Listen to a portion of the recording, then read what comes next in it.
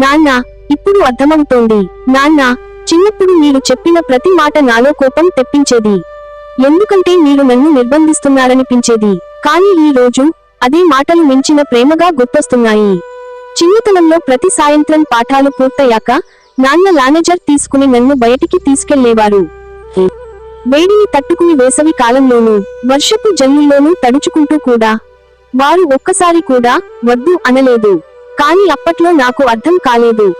అందరి తండ్రులలా దూరంగా ఉండకుండా దగ్గరగా ఉండటానికి వారు ఎంత త్యాగం చేస్తున్నారో.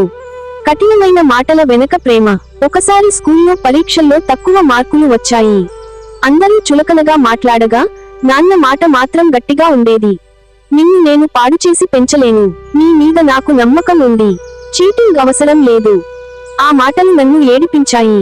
కాని ఇప్పుడు ఆ మాటలే నన్ను నిజాయితీకి నిలబెట్టాయి. యవ్వనంలో దూరంగా మారిన భావాలు.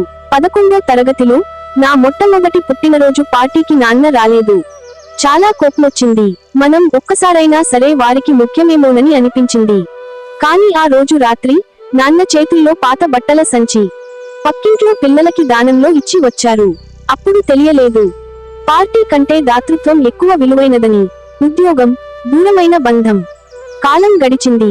ఉద్యోగం వచ్చేసరికి మన మధ్య మాటలు తగ్గిపోయాయి. రోజూ ఫోన్ చేస్తే నాన్న 3 మాటల్లోనే పనిని గుర్తు చేసేవారు. తిన్నావా? ఆఫీసులో ఎలా ఉంది? ఊరికి ఎప్పుడొస్తావ్? అవి అప్పుడు బాధిస్తాయనిపించేది. కాని ఇప్పుడు ఎప్పుడూ ఆ మాటలే గుర్తొస్తున్నాయి.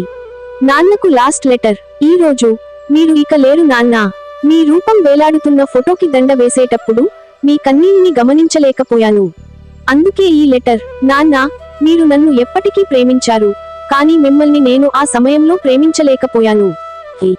మీ ప్రేమ పద్ధతులు నాకు కఠినంగా అనిపించాయి.